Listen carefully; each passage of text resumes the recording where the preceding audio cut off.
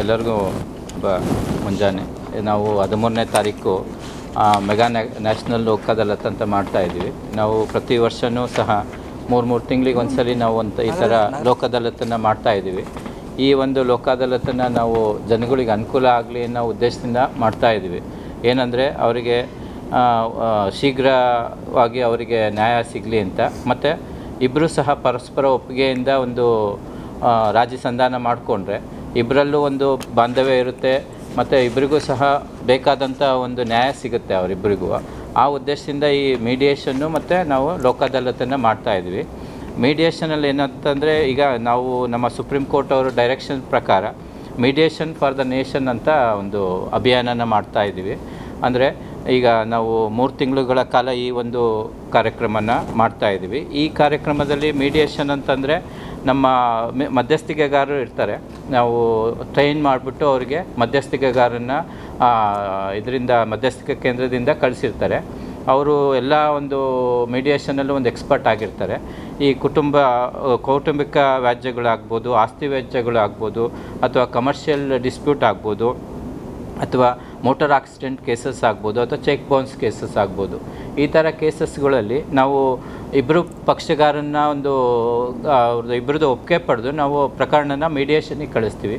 ಮೀಡಿಯೇಷನಲ್ಲಿ ಅವರಿಬ್ಬರು ಪಕ್ಷಗಾರನ್ನ ಕೂರಿಸ್ಬಿಟ್ಟು ಇಬ್ಬರನ್ನು ಮಾತಾಡಿಸ್ಬಿಟ್ಟು ಮತ್ತು ಅವರಿಗೆ ಅವರ ಏನು ಸಮಸ್ಯೆ ಅನ್ನೋದನ್ನ ಕಂಡಿಡ್ಕೊಂಡು ಅದಕ್ಕೆ ಅವರು ಸೂಕ್ತವಾದಂಥ ಸಲಹೆ ಸೂಚನೆಗಳನ್ನು ಕೊಡ್ತಾರೆ. ಮತ್ತು ಇಬ್ಬರು ಪಕ್ಷಗಾರರಿಗೂ ಒಂದು ಇದಾಗುವಂಥ ಒಂದು ಇದನ್ನು ಅವರು ಪರಿಹಾರ ಕೊಡ್ತಾರೆ. ಇಬ್ಬರಿಗೂ ಒಪ್ಪಿಗೆ ಆಗೋಂತಹ ಪರಿಹಾರ. ಅದು ಅಲ್ಲೇನಾಗುತ್ತೆ, ಇಬ್ಬರೂ ಸಹ ಒಪ್ಕೊತಾರಲ್ಲಿ, ಇಬ್ಬರು ಪಕ್ಷಗಾರರು ಸಹ ಆ ಒಂದು ರಾಜಿಗೆ ಒಪ್ಕೊಂಡ್ಬಿಟ್ಟು ಇಬ್ಬರೂ ಸಹ ಪರಸ್ಪರ ಒಪ್ಪಿಗೆಯಿಂದ ಒಂದು ಅಗ್ರಿಮೆಂಟ್ ಮಾಡಿಬಿಟ್ಟು ನಮಗೆ ಕಳಿಸ್ತಾರೆ. ಅದ್ರ ಪ್ರಕಾರ ನ್ಯಾಯಾಲಯದಲ್ಲಿ ಅದನ್ನು ನಾವು ಬಗೆಹರಿಸ್ತೀವಿ. ಮತ್ತು ಅದ್ರ ಮೇಲೆ ಏನು ತೊಂದರೆ ಇಲ್ಲ. ಮತ್ತು ಅವ್ರಿಗೆ ಮೀಡಿಯೇಷನ್ ಆಗಲಿ ಅಥವಾ ಲೋಕ್ ಅದಾಲತ್ ಆಗಲಿ ಅವರಿಗೆ ನ್ಯಾಯಾಲಯದ ಶುಲ್ಕ ಏನು ಕಟ್ಟಿರ್ತಾರಲ್ಲ ಅದೆಲ್ಲ ವಾಪಸ್ ಬರುತ್ತೆ. ಅವ್ರಿಗೆ ಯಾವುದೇ ಥರ ಒಂದು ನ್ಯಾಯಾಲಯ ಶುಲ್ಕ ಕೊಡುವಂತಹ ಇದು ಇರೋದಿಲ್ಲ.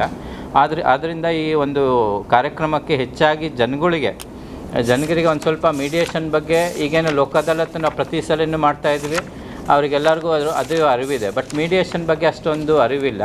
ಅಲ್ಲೇನಾಗುತ್ತೆ, ಅವರು ಮೀಡಿಯೇಷನಲ್ಲಿ ಅವರು ನಮ್ಮ ಕಡೆ ಮಾಡಲ್ಲ, ಬೇರೆ ಕಡೆ ಮಾಡ್ತಾರೆ ಹಂಗೆ ಅಂತ ಒಂದು ಭಾವನೆ ಇರುತ್ತೆ ಮೀಡಿಯೇಷನಲ್ಲಿ. ಬಟ್ ಆ ಥರ ಇಲ್ಲ. ಅವರು ಒಂದು ನ್ಯೂಟ್ರಲ್ ಪರ್ಸನ್ಸ್ ಇರ್ತಾರೆ. ಅವರು ಮೀಡಿಯೇಟ್ರ್ ಈ ಕಡೆ 2 ಪಾರ್ಟಿಗಳಿಗೂ ಸಹ ಅವರು ಯಾವುದೇ ರೀತಿ ಸಂಬಂಧ ಇರೋದಿಲ್ಲ. ಅವರು ನ್ಯೂಟ್ರಲ್ ಪರ್ಸನ್ಸ್ ಇರ್ತಾರೆ. ಅವರು ನಿಮಗೆ ಒಂದು ಎಲ್ಲರಿಗೂ ಇಬ್ಬರದ್ದು ಒಂದು ಸಮಸ್ಯೆ ಕೇಳಿ ಆಮೇಲೆ ಪ್ರೈವೇಟ್ ಸೆಷನ್ಸ್ ಮಾಡ್ತಾರೆ. ಅಂದರೆ ಒಬ್ಬೊಬ್ಬರನ್ನೇ ಅವ್ರ ಸಮಸ್ಯೆ ಕೇಳ್ತಾರೆ. ಮತ್ತು ಅಲ್ಲಿ ಏನು ನಡೆಯುತ್ತೋ ಅದೆಲ್ಲ ಗೌಪ್ಯತೆಯಾಗಿರುತ್ತೆ. ಯಾವುದೇ ಒಂದು ಮೀಡಿಯೇಷನಲ್ಲಿ ನೀವು ಏನೇ ಮಾತಾಡಿದ್ರು ಅಥವಾ ಏನೇ ಒಂದು ಅವ್ರ ಹತ್ರ ಹೇಳಿದ್ರು ಅದನ್ನು ಎಲ್ಲೂ ಪಬ್ಲಿಕ್ ಮಾಡೋದಿಲ್ಲ. ಆಮೇಲೆ ಅವರು ಅದನ್ನು ಎಲ್ಲೂ ರೈಟಿಂಗಲ್ಲಿ ಮಾಡಿ ಕೋರ್ಟಲ್ಲೂ ಕೊಡೋದಿಲ್ಲ, ಮತ್ತು ಯಾರಿಗೂ ಸಹ ಅದನ್ನು ಇದು ಮಾಡೋಲ್ಲ. ಹಂಗಾಗಿ ಇದು ಪಕ್ಷಗಾರರು ಅದ್ರ ಬಗ್ಗೆ ನಿಶ್ಚಿಂತೆ ಇರ್ಬೋದು. ಅವ್ರದ್ದು ಏನಾರು ಹೇಳಿದರೆ ಅದನ್ನು ಹೊರಗೆ ಬರುತ್ತೆ ಅಥವಾ ಏನು, ಆ ಥರ ಏನಿಲ್ಲ. ಗೌಪ್ಯತೆನ ನಾವು ಮೀಡಿಯೇಷನಲ್ಲಿ ಕಾಪಾಡ್ತಾರೆ. ಹಂಗಾಗಿ ಅದು ಮೀಡಿಯೇಷನ್ನ ನೀವು ಅದನ್ನು ಇದು ಮಾಡ್ಕೊಂಡು ಅದು ಅನುಕೂಲ ಆಗುತ್ತೆ. ಮತ್ತು ಅದೇ ರೀತಿ ಈಗೆಲ್ಲ ನೀವು ಗೊತ್ತಿದೆ, ಅದು ಮೇಯ್ನು ನಮಗೆ ಸರ್ಕಾರದವರು ಫೈನಲ್ಲಿ 50% ಟ್ರಾಫಿಕ್ ಫೈನಲ್ಲಿ 50% ಡಿಡಕ್ಷನ್ ಮಾಡಿದ್ದಾರೆ. ಅದಿನ್ನೂ ಜನರಿಗೆ ಗೊತ್ತಾಗ್ತಾ ಇಲ್ಲ. ಬರಿತಾ ಇದೆ, ನಿಮ್ಮ ಪೇಪರ್ಗಳಲ್ಲೆಲ್ಲ ನೋಡ್ತಾ ಇರ್ತೀವಿ ನಾವು, ಬರ್ತಾ ಇದೆ. ಆದರೂ ಇನ್ನು ಯಾಕೆಂದರೆ ನಮಗೆ ಆಡ್ಲಿ ಇನ್ನೊಂದು ವೀಕ್ ಇರೋದ್ರಿಂದ ಆದಷ್ಟು ಪ್ರತಿದಿನವೂ ಒಂದು ಸ್ವಲ್ಪ ಅದನ್ನು ಅವೇರ್ನೆಸ್ ಮಾಡಿದರೆ, ಈ ಥರ ನಮ್ಮ ಲೋಕ್ ಅದಾಲತಲ್ಲಿ ಎಲ್ಲ ಟ್ರಾಫಿಕ್ ಚಲನ್ ಕೇಸಸ್ಸಲ್ಲಿ 50% ಡಿಸ್ಕೌಂಟ್ ಇರೋದನ್ನ ಮುಗಿಸ್ಕೊಂಡ್ರೆ ಅವರಿಗೂ ಅನುಕೂಲ ಆಗುತ್ತೆ, ಮತ್ತು ಎಲ್ಲ ಪ್ರಕರಣಗಳನ್ನ ಅವ್ರು ಮುಗಿಸ್ಕೊಂಡಂಗೆ ಆಗುತ್ತೆ. ಆದ್ದರಿಂದ ಅದೊಂದು ಸ್ವಲ್ಪ ಈಗೊಂದು 4-5 ದಿನ ನೀವು ವೈಡ್ ಪಬ್ಲಿಸಿಟಿ ಕೊಟ್ಟರೆ ಅದ್ರ ಬಗ್ಗೆ, ಅದು 50% ಡಿಸ್ಕೌಂಟ್ ಆಗಿರ್ಬೋದು ಅಥವಾ ಲೋಕ್ ಅದಾಲತ್ ಬಗ್ಗೆ ಆಗಿರ್ಬೋದು, ಒಂದು ಸ್ವಲ್ಪ ಜನರಿಗೆ ಅವೇರ್ನೆಸ್ ಬರುತ್ತೆ. ಮತ್ತು ಅವರು ಅದನ್ನು ಏನು ಫೈನ್ ಅಮೌಂಟ್ ಏನಿದೆ ಅದನ್ನು ಕಡಿಮೆ ಮಾಡ್ಕೋಬೋದು ಅಂತ ಈ ಸಂದರ್ಭದಲ್ಲಿ ನಾವು ಹೇಳ್ತಾ ಇದ್ದೀನಿ. ಈಗಲೇ ಸಾಹೇಬರೆಲ್ಲ ಲೋಕ್ ಅದಾಲತ್ ಮತ್ತು ಮಧ್ಯಸ್ಥಿಕೆ ಸಂಧಾನಗಳ ಬಗ್ಗೆ ಹೇಳಿದ್ದಾರೆ. ಆ ಲೋಕ್ ಅದಾಲತ್ ಅಂದರೆ ಇದೊಂದು ಜನತಾ ನ್ಯಾಯಾಲಯ. ನಾವು ರಾಷ್ಟ್ರೀಯ ಲೋಕ್ ಅದಾಲತ್ ಅಂದರೆ ಇಡೀ ರಾಷ್ಟ್ರ ತುಂಬ ಒಂದೇ ದಿನ ಸೇಮ್ ಟೈಮು ಇದಾಗುತ್ತೆ. ಅಂದರೆ ವರ್ಷದಲ್ಲಿ ನಾವು 4 ಲೋಕ್ ಅದಾಲತ್ ಮಾಡ್ತೀವಿ. ಪ್ರತಿ 3 ತಿಂಗಳಿಗೊಮ್ಮೆ 4 ಲೋಕ್ ಅದಾಲತ್ ಮಾಡ್ತೀವಿ. ಇದ್ರ ಮುಖ್ಯ ಅಂದರೆ ಪರಿಹಾರ ಒಂದು ವ್ಯವಸ್ಥೆ, ಇದು ವಿವಾದಗಳನ್ನು ಪರಿಹರಿಸುವಂಥ ಒಂದು ವ್ಯವಸ್ಥೆ. ಆಮೇಲೆ ಇದರಲ್ಲಿ ಮುಖ್ಯವಾಗಿ ನಾವು ಲೋಕ್ ಅದಾಲತ್ ಮಾಡೋ ಉದ್ದೇಶ ಏನಂತಂದರೆ ತ್ವರಿತ ನ್ಯಾಯದಾನ. ಮುಖ್ಯವಾಗಿ ಅದೊಂದು ನಮಗಿಲ್ಲ, ಬೇಗ ನ್ಯಾಯ ಸಿಗೋಲ್ಲ ಅನ್ನೋ ಅಳಲು ಎಲ್ಲರೂ ಕಾಡ್ತಾ ಇರುತ್ತೆ. ಸೊ ಇದರಲ್ಲಿ ಏನಾಗುತ್ತೆ, ಈಗೊಂದು ಶೀಘ್ರವಾಗಿ ಇತ್ಯರ್ಥ ಮಾಡೋದ್ರಿಂದ ವಿಳಂಬ ಅನ್ನೋದು ಕಡಿಮೆ ಆಗುತ್ತೆ. ಆಮೇಲೆ ಎರಡನೇದಾಗಿ ಖರ್ಚಿಲ್ಲ, ಕಡಿಮೆ ಖರ್ಚು. ಪರಸ್ಪರ ರಾಜಿ ಸಂಧಾನದ ಮೂಲಕ ನಾವು ಇತ್ಯರ್ಥಗಳನ್ನು ಪರಿಹಾರ ಮಾಡಿದಾಗ ಅವ್ರಿಗಿದ್ದಂಥ ಕೋರ್ಟ್ ಫೀ ಕೂಡ ವಾಪಸ್ ಬರುತ್ತೆ.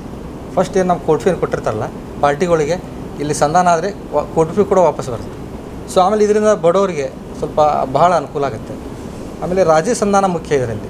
ಪರಸ್ಪರ ರಾಜಿ ಆಗೋದ್ರಿಂದ ಒಬ್ಬರಿಗೆ ಸೋಲು ಒಬ್ಬನಿಗೆ ಗೆಲುವು ಪ್ರಕರಣಗಳು ನಾವು ಇತ್ತರ್ತಾದಾಗ ಒಬ್ಬರು ಸೋಲ್ತಾನೆ ಒಬ್ಬನು ಗೆಲ್ತಾನೆ, ವೈರತ್ವ ಮೂಡುತ್ತೆ. ಬಟ್ ಇದರಲ್ಲಿ ಏನಾಗುತ್ತೆ, ವಿನ್ ವಿನ್ ಸಿಚುವೇಶನ್, ಇಬ್ಬರು ಗೆದ್ದ ಹಾಗೆ. ಪರಸ್ಪರ ಕೂಡಿಸಿ ಮಾತಾಡಿಸಿ ರಾಜಿ ಮಾಡೋದ್ರಿಂದ ಅವರಿಗೆ ಮುಂದೆ ಅವ್ರ ಹತ್ರ ವೈರತ್ವ ಇರೋದಿಲ್ಲ. ಸಾಮಾನ್ಯವಾಗಿ ಪಾಲು ವಿಭಾಗ ನಾವು ಪಾರ್ಟಿಷನ್ ಸೂಟ್ಸು, ಅಣ್ಣ ತಮ್ಮ, ಅಕ್ಕ ತಂಗಿ, ಬ್ರದರ್ಸು ಎಲ್ಲರೂ ಸೇರಿ ಹಾಕಿರ್ತಾರೆ. ಸೊ ಅದನ್ನು ನಾವು ಇದರ ನ್ಯಾಯದಲ್ಲಿ ಇತ್ಯರ್ಥ ಮಾಡೋದ್ರಿಂದ ಒಬ್ಬರು ಸೋಲ್ತಾನೆ ಒಬ್ಬರು ಗೆಲ್ತಾನೆ. ಅಲ್ಲಿ ಪರಸ್ಪರ ಸಹೋದರ ನಡುವೆ ವೈರತ್ವ ಉಂಟಾಗುತ್ತೆ.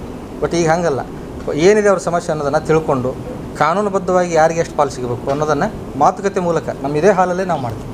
ಆಮೇಲೆ ಇನ್ನೂ ಕೂಡ ನಮ್ಗೆ ಹಲವಾರು ಇದಿವೆ, ಅಲ್ಲಿ ಕೂಡ ಅವ್ರು ಕೂಡಿಸಿ ಮಾತಾಡಿಸಿ ಆ ಪರಿಹಾರ ಕೊಡೋದ್ರಿಂದ ಎಲ್ಲ ಹೇಳಿನಲ್ಲ, ಈಗ ನಮ್ಮದು ಸಮಯ ಉಳಿಯುತ್ತೆ, ಖರ್ಚು ಉಳಿಯುತ್ತೆ, ಮತ್ತು ಬಾಂಧವ್ಯ ಅನ್ನೋದು ಭಾಳ ಮುಖ್ಯ ಸಮಾಜದಲ್ಲಿ. ಆ ವೈರತ್ವ ಹೋಗುತ್ತೆ. ಎಷ್ಟೋ ಈಗ ಸಿವಿಲ್ ಪ್ರಕರಣಗಳ ಸಲುವಾಗಿ ಕ್ರಿಮಿನಲ್ ಪ್ರಕರಣ ಕೂಡ ಆಗ್ತವೆ, ಒಬ್ಬ ಪರಸ್ಪರ ಹೊಡೆದಾಡ್ಕೊತಾರೆ. ಅವನ್ನೆಲ್ಲ ಕೂಡ ಪಾರ್ಟಿಷನ್ ಸೂಟಲ್ಲಿ ಏನಂದರೆ ಎಲ್ಲ ಸೆಟಲ್ ಪ್ರಿನ್ಸಿಪಲ್ ಇದೆ, ಹೆಣ್ಮಕ್ಳಿಗೆ ಆಸ್ತಿಲಿ ಹಾಕಿದೆ. ಆದರೂ ಸಹ ಒಂದು ಏನೋ ಒಂದು ಜಿದ್ದಿಂದ ಆಗ್ಬೋದು ಅಥವಾ ವೈಮನಸ್ಸಿಂದ ಆಗ್ಬೋದು, ಈ ಥರ ಅಂದ್ರೆ ಇದು ಲೋಕ ಅದಾಲತ್ತಲ್ಲಿ ಒಂದು ಸ್ವಲ್ಪ ಅವರಿಗೆ ಅವೇರ್ನೆಸ್. ಆಮೇಲೆ ಇನ್ನೊಂದು ಮುಖ್ಯವಾಗಿ ಅಂತಂದರೆ ಈಗ ನಾವು ಒಂದು ಸಿವಿಲ್ ಪ್ರಕರಣಗಳಲ್ಲಿ ಯಾರ ಪರವಾಗಿನೇ ಆದರೂ ಕೂಡ ಇನ್ನೊಬ್ಬರು ಸೋತವನು ಅಪೀಲ್ ಮಾಡೋಕ್ಕೆ ಅವಕಾಶ ಇದೆ. ಬಟ್ ಲೋಕ ಅದಾಲತ್ತಲ್ಲಿ ಒಮ್ಮೆ ಅವನು ರಾಜಿಯಾಗಿ ಕೋರ್ಟ್ ಪ್ರಕಾರ ಇಲ್ಲ ನಮ್ಮದು ಡಿಗ್ರಿ ಅಥವಾ ಅವಾರ್ಡ್ ಆಗಿಬಿಟ್ರೆ ಯಾವುದೇ ಮುಂದೆ ಹೈಯರ್ ಕೋರ್ಟಲ್ಲಿ ಅಪೀಲ್ ಮಾಡೋಕ್ಕೆ ಅವಕಾಶ ಇದೆ. ಫೈನಲ್ ಅದು ಇಂಪಾರ್ಟೆಂಟ್. ಯಾಕಂದರೆ ನಾವು ಸೋತವನು ಹಂಗೆ ಹೋಗ್ತಾನೆ, ಮೇಲೆ ಹೋಗ್ತಾನೆ, ಅದಕ್ಕೆ ಕೊನೆಯೇ ಇಲ್ಲ. ಸೊ ಇಲ್ಲಿ ಏನಾಗುತ್ತೆ, ದಟ್ ಈಸ್ ಫೈನಲ್. ನೀವು ಯಾವುದೇ ಮುಂದೆ ಪ್ರಕರಣಗಳಲ್ಲಿ ನನಗೆ ಸರಿ ಇಲ್ಲ ಅಂತ ಹೋಗೋಕ್ಕೆ ಬರೋದಿಲ್ಲ. ಯಾಕಂದರೆ ಇಬ್ಬರು ಪರಸ್ಪರ ಅವರು ಸಂಧಾನದ ಮೂಲಕನೇ ಮಾಡಿರ್ತೀವಿ, ಒಂದು ಅಗ್ರಿಮೆಂಟ್ ಮಾಡ್ಕೊಂಡಿರ್ತೀವಿ, ಸೈನ್ ತೊಗೊಂಡಿರ್ತೀವಿ. ಎಕ್ಸೆಪ್ಟ್ ಸಮ್ ಕೇಸಸ್ಸು ರಿಟ್ ಹಾಕ್ಬೋದು, ಮೋಸದಿಂದ ಆಗಿದೆ ಸಂಧಾನ ನನಗೆ ಗೊತ್ತಿರಲಿಲ್ಲ ಅಂತ ಇದ್ದಾಗ ರಿಟ್ ಹಾಕ್ಬೋದು. ಬಿಟ್ಟರೆ ಯಾವುದೇ ಇದಕ್ಕೆ ಅಪೀಲ್ ಮಾಡೋಕ್ಕೆ ಅಥವಾ ಮೇಲ್ಮನವಿ ಸಲ್ಲಿಸೋಕ್ಕೆ ಯಾವುದೇ ಒಂದು ಇದರಲ್ಲಿ ಪ್ರೊವಿಷನ್ ಇಲ್ಲ. ಆಮೇಲೆ ಇನ್ನೊಂದು ಮುಖ್ಯವಾಗಿ ಅಂತಂದರೆ ನ್ಯಾಯಾಲಯದ ಮೇಲೆ ಅಂತಕ್ಕಂಥ ಹೊರೆ ಸಿಕ್ಕಾಪಟ್ಟೆ ಪ್ರಕರಣಗಳು, ಎಷ್ಟು ಪ್ರಕರಣಗಳು ಜಡ್ಜಸ್ ಅಷ್ಟು ಸ್ಟ್ರೆಸ್ಸಲ್ಲಿ ಕೆಲಸ ಮಾಡ್ತಾಯಿದ್ದಾರೆ. ಈಗಿನ ಒಂದು ಪರ್ಯಾಯ ವ್ಯವಸ್ಥೆಯಿಂದ ಈಗ ಜಡ್ಜಸ್ ಇರ್ಬೋದು, ನ್ಯಾಯಾಲಯದ ಮೇಲೆ ಇರತಕ್ಕಂಥ ಪ್ರಕರಣಗಳ ಸಂಖ್ಯೆ ಕಡಿಮೆ ಆಗುತ್ತೆ. ರಾಜಿ ಸಂಧಾನ ಮಾಡೋಕ್ಕೆ ಅವ್ರಿಗೂ ಕೂಡ ನಾವು ನ್ಯಾಯಾಲಯದಲ್ಲೇ ನಮಗೆ ನಾವು ಹೊಡೆದಾಡನೇ ಕೇಸು ನಾವು ನಿರ್ಧಾರ ಮಾಡ್ಕೋಬೇಕು ಅನ್ನೋ ಅವ್ರು ಮಾಡ್ತಾರೆ ನ್ಯಾಯಾಧೀಶರು. ಬಟ್ ಎಲ್ಲ ಮೇಲ್ನೋಟಕ್ಕೆ ಗೊತ್ತಾಗುತ್ತೆ, ಇದರಲ್ಲಿ ಏನೂ ಇಲ್ಲಪ್ಪ, ಇವ್ರಿಗೆ ಇಷ್ಟು ಬರುತ್ತೆ, ಈ ರೀತಿ ನ್ಯಾಯ ಇದೆ ಅನ್ನೋದು ನಮ್ಗೆ ಕಾಣ್ತಕ್ಕಂಥ ಪ್ರಕರಣಗಳಲ್ಲಿ ರಾಜಿ ಸಂಧಾನ ಮಾಡ್ತೀವಿ.